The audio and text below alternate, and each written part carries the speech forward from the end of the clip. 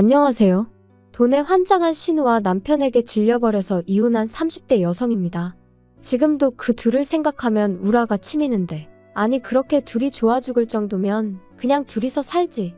뭐 한다고 남편은 저한테 결혼을 하자고 한 건지도 모르겠고, 정말이지 또다시 머리가 지끈지끈 아파오네요. 저는 그래도 어떻게든 가정을 지켜보려고 했어요. 가장 아름다웠던 20대의 남편을 만나 최선을 다해 사랑을 했으니 마무리도 아름다웠으면 했던 거죠. 비록 왕자와 공주님은 아니었어도 오래오래 행복하게 살고 싶었달까요? 하지만 세상 일 뭐 하나 제 마음대로 되지 않듯 결혼 생활도 별반 다르지 않았어요. 남편과 제가 더는 같은 곳을 보고 있지 않았던 데다가 어디서 갑자기 동화로 치면 마녀나 다름없는 신우가 나타나선 말 그대로 분탕질을 해댔으니 남편하고 처음 만난 건 공무원 시험을 준비하면서였어요. 저는 원래 혼자서 공부를 하다가 도무지 집중도 안 되고 불안해서 학원을 등록했는데 남편은 그때 이미 한 번 떨어지고 2년째 준비하던 학생이었죠. 그리고 그런 저희가 서로 안면을 트고 지내게 된 건 학원 시스템이 여러 명이 같이 모여 공부하는 분위기를 장려했거든요. 솔직히 처음엔 그냥 각자 알아서 하게 내버려두지 애들도 아니고 무슨 조를 짜주나 싶었는데 공무원 시험이라는 게 멘탈 관리가 중요하더라고요. 그러니까 비슷한 상황에 놓인 사람들을 모아놓고 서로 의지할 수 있게끔 분위기를 만들어준 거였지요. 그런데 한심하게 보이겠지만 결국 젊은 청춘들이 한데 있다 보니 그 안에서도 그 와중에도 좋은 감정을 갖게 되고 그렇게 되었네요. 그해 시험에 저희는 둘 다 보기 좋게 떨어졌어요.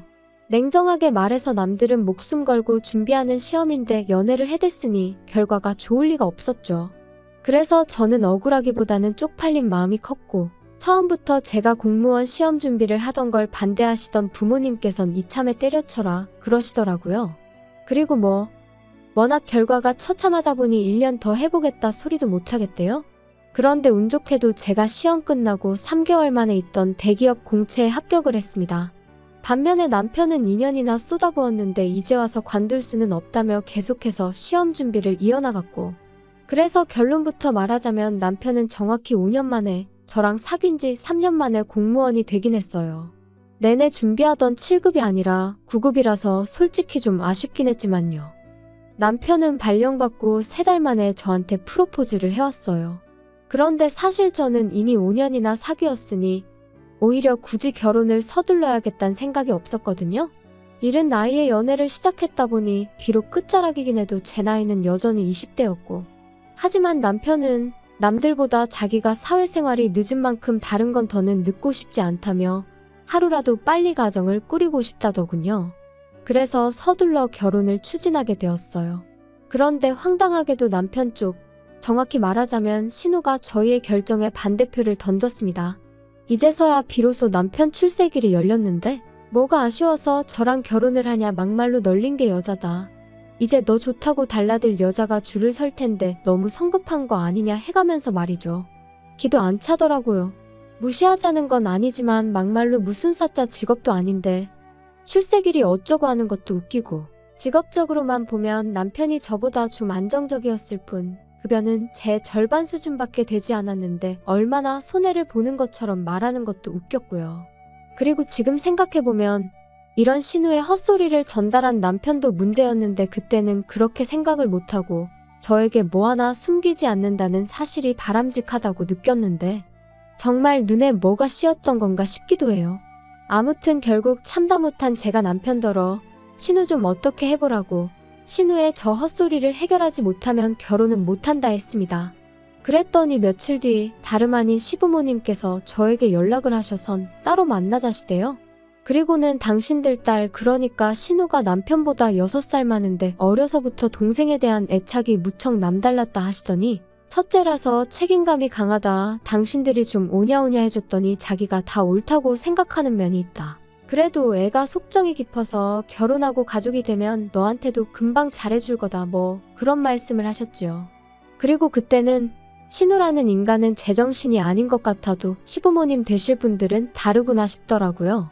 게다가 남편도 앞으로 신우랑 제 사이에 크던 작던 무슨 일이 있으면 무조건 제 편을 들겠다며 자기가 다 미안하다 하니 그래서 참고 결혼했어요. 까놓고 제가 신우랑 살부비며 살 것도 아닌데 그까짓 거 무시해버리자면서 말이에요. 그런데 막상 식을 올리고 한 몇 달 동안 제가 몸소 신우와 시부모님을 겪어보니 한마디로 집안의 대소사가 전부 다 신우 손에서 결정이 되고 있었어요.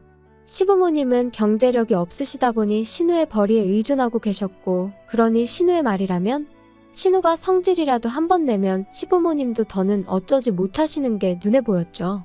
게다가 저희 어머님은 원래 사람이 좀 조용하시고 좋은 게 좋은 거라고 둥글게 넘어가시는 편이세요. 아니, 이건 제가 좋게 표현한 거고 실은 당신 의견을 잘 말씀하지 않으시고 우유부단하십니다. 그리고 신우는 이런 어머님의 성격을 도대체 이해를 못하겠다, 답답해 죽겠다 해대면서 매번 자기가 나서서 시어머니 역할을 대신하려 들더라니까요. 사실 결혼 전 상견례 자리에서도 계속해서 시부모님 말씀을 끊어가며 나대는 모습을 보이긴 했는데 그때는 그냥 사람이 드세서 저러나 싶었거든요. 근데 그게 아니라 애시당초 신우가 자기 부모님을, 그러니까 시부모님을 엄청 무시하고 있던 거였죠. 한편 제가 결혼하고 얼마 지나지 않아 외국에서 호텔리어를 하던 제 동생이 한국에 돌아왔어요. 친정아버지께서 같이 사업을 해보자며 동생을 불러들이신 거였죠. 참고로 저한테도 권하시긴 했는데 전 사업 쪽엔 영 관심이 없어서 진작에 거절한 상황이었습니다. 큰 조직과 체계 안에서 주어진 일을 하는 게 솔직히 마음이 편했거든요. 그리고 그때만 해도 제가 이혼을 하게 될 줄은 몰랐고 오히려 남편과 아이를 낳고 그렇게 살 줄 알았으니 사업까지 잘해낼 자신이 없었던 것도 사실이고요. 그런데 그 사업이란 게 말 그대로 대박이 났어요. 초기 자본금 6억. 적지 않은 돈이 들어간 사업이었지만 전액 회수까지 오랜 시간이 걸리지는 않았습니다. 그리고 그런 와중에 친정아버지께선 저도 많이 챙겨주셨어요. 특히나 제가 그렇게 갖고 싶어하던 비사의 외제차를 사주시기도 하셨고요. 그런데 그 차를 받은 게 화근이었을까요? 그 무렵부터 남편이 자기도 공무원 때려치고 저희 아버지 밑에 들어가서 사업을 하고 싶다 뭐 그런 소리를 자꾸 하는 거예요. 제가 그건 안 된다고 몇 번이나 얘기를 했는데도요. 표정이 왜 그래? 사무실에서 무슨 일 있었어? 똑같지 뭐. 맨날 싫은 소리나 듣고 내가 그 쥐꼬리만한 돈 벌자고 이렇게 수모를 겪으며 살아야 하는 건가 싶어. 이러려고 5년씩이나 갖다 바쳤나 싶고 아버님이랑 처남은 사장님 소리 들어가면서 일하니 적어도 무시는 안 당할 거 아냐. 서운하다 서운해. 사람마다 하는 일마다 받는 스트레스의 종류가 달라서 그렇지. 아버지도 경수도 다 나름의 고충이 있어. 그러니까 자꾸 비교는 하지 마. 그래도 사장으로 받는 고충이랑 내가 받는 고충이라 같겠냐? 하여튼 자기 일 아니라고 말은. 기껏 걱정해서 한 말인데 무슨 말을 그렇게 해? 나도 지금 하는 일 때려치고 사업하고 싶다니까?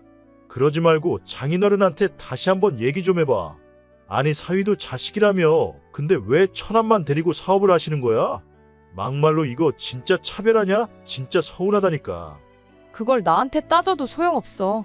아버지가 안 된다고 하셨을 땐 다 아버지 나름대로 이유가 있으신 거니까. 진짜 너도 장인어른도 그러는 거 아냐? 아니면 혹시 돈 좀 해달라고 하면 어때? 뭐라고? 그게 무슨 소리야? 사업을 하고 싶으면 당신이랑 나랑 일단 돈을 모아서 그리고 이후에 하든 말든 해야지.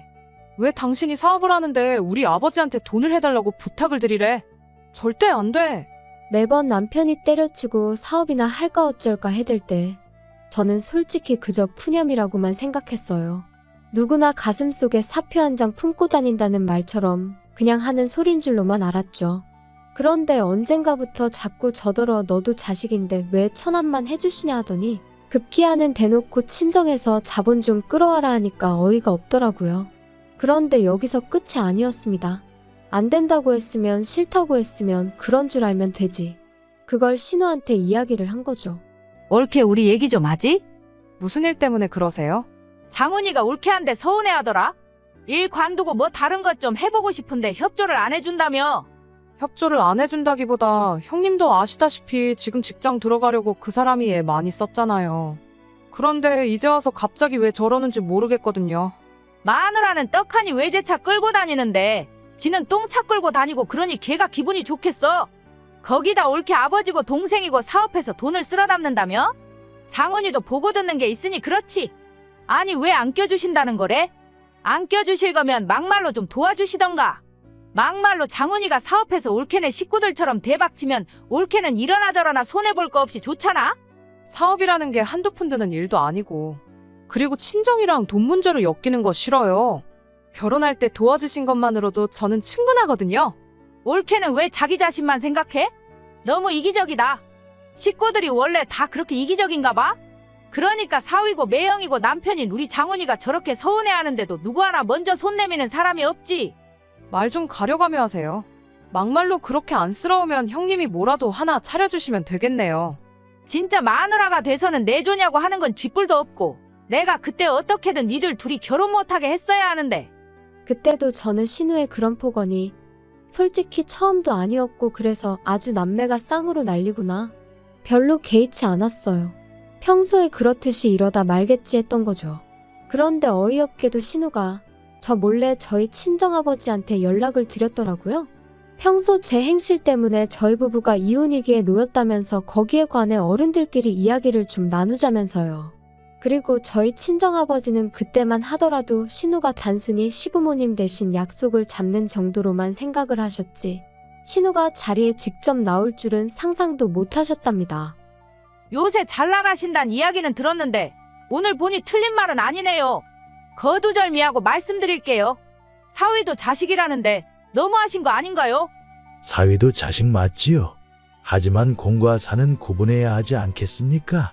아드님하고 하시는 사업이 공이고 사위는 살아서 못 껴준다니 지나가던 걔도 들으면 웃겠네요. 말씀을 그런 식으로 하신다니 더 알아듣기 쉽게 말씀을 드려야겠네요.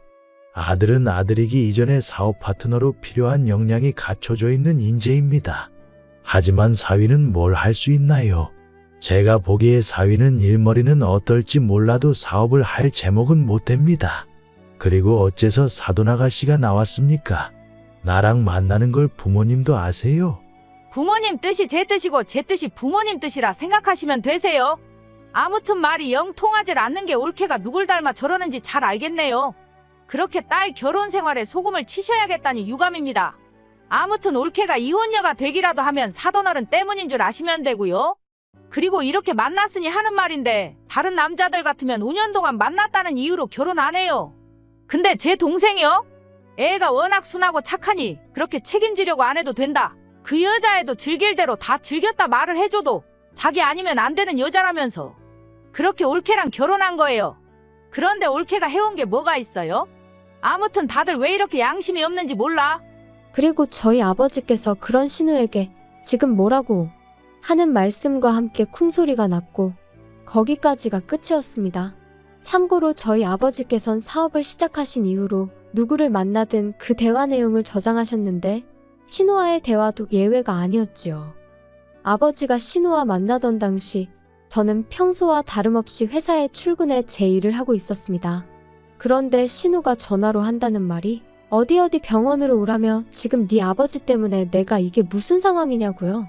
그리고는 온갖 짜증을 냈는데 그때만 하더라도 저는 아버지가 신우와 만나고 있다는 건 상상조차 못했기에 앞뒤 다 잘라먹은 신우의 말이 도무지 이해가 되질 않았어요.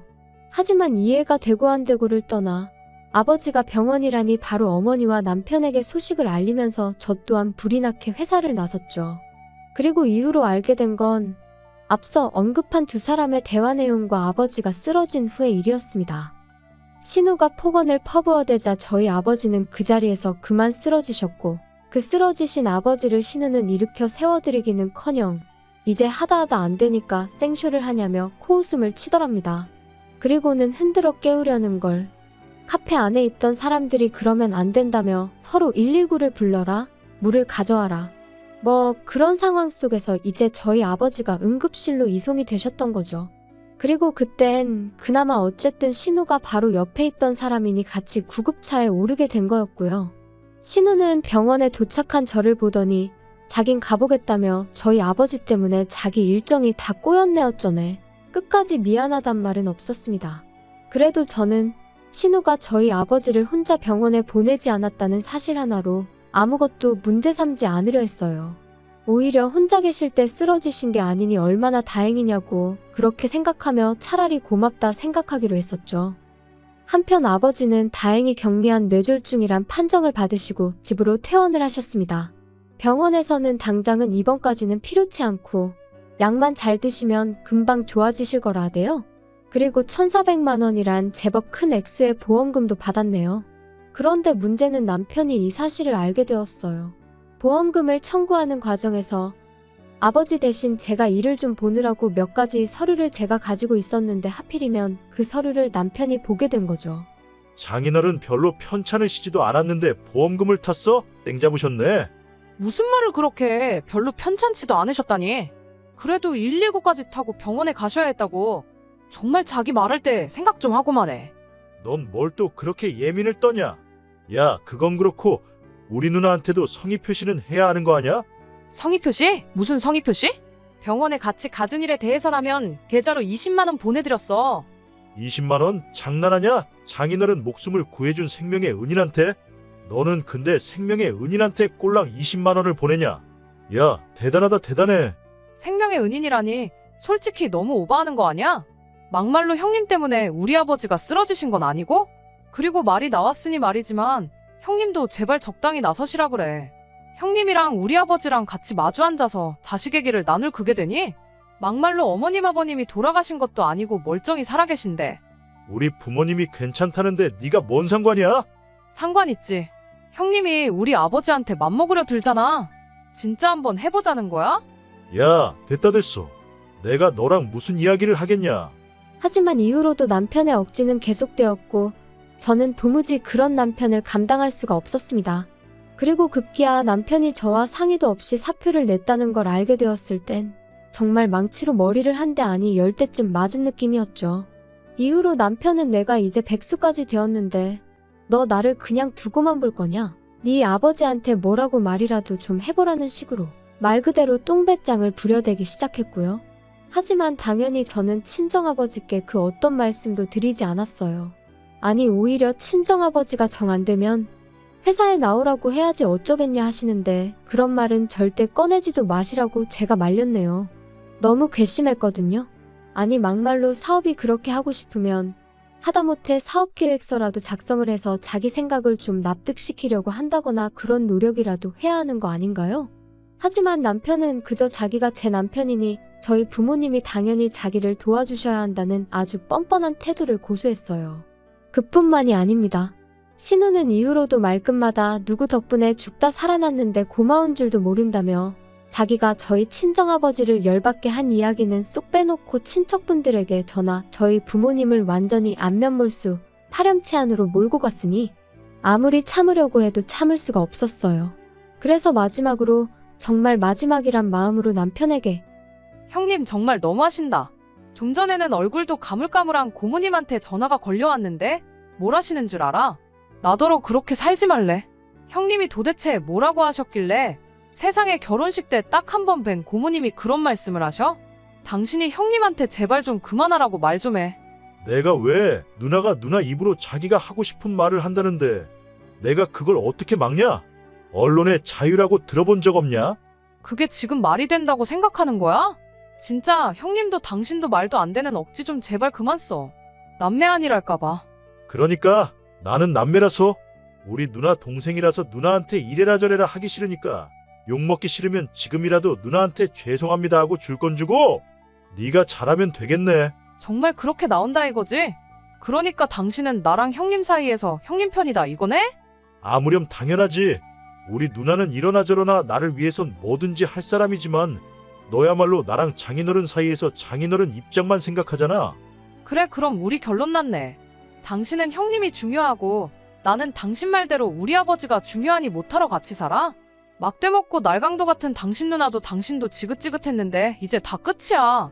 그런데 어이없게도 막상 제가 남편과 이혼하기로 하니 신우가 그때부터 그전과는 전혀 다른 태도를 취하기 시작했습니다. 그래도 부부의 인연이라는 게 보통 인연이 아닌 건데 이혼이라니 말도 안 된다면서 저더러 위기를 극복하려고 노력을 해봐야지 그렇게 포기하면 쓰냐대요? 그래서 제가 이게 다 형님 덕분 아니냐 이렇게 되길 바라신 거 아니냐니까. 자기는 그저 윗사람으로 몇 마디 한 것뿐이지 누구보다 저희의 행복을 바란다나 어쩐다나. 그리고 신우가 그렇게 태도를 달리한 데는 다 이유가 있었습니다. 남편이 신우더러 저랑 갈라서는 대로 신우네 집에 들어가 살아야겠다고 했던 거죠. 신우는 자기가 벌려놓은 상황이 있으니 대놓고 안 된다고도 못하고, 그러니까 왜 괜히 동생 부부 사이에 끼어들어 이 사단을 만든 건지. 하지만 저로서는 신우 덕분에 남편의 민낯과 그 음흉한 속내까지 전부 다 알아차리게 되었으니 오히려 고마웠습니다. 그래서 마지막으로 만났던 날엔 집에 가는 길에 커피나 한 잔 사 먹으라고 10,000원 쥐어줬네요. 울그락불그락하는 신우의 표정을 여러분들도 보셨어야 하는데. 아무튼 결국 저랑 남편은 이혼했고 남편은 신우와 같이 살기 시작한 모양이에요.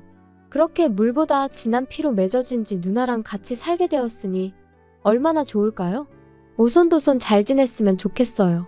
괜히 저 말고 또 다른 불쌍한 여자 팔자 꼬아놓지 말고 어떻게 마무리를 해야 하나 싶은데, 혹시 주변에 자기 건 자기 거, 남이 것도 자기 것이라고 착각하는 사람들이 있다면 참지 말고 꼭 확실히 선을 그으시라고 말씀드리고 싶어요.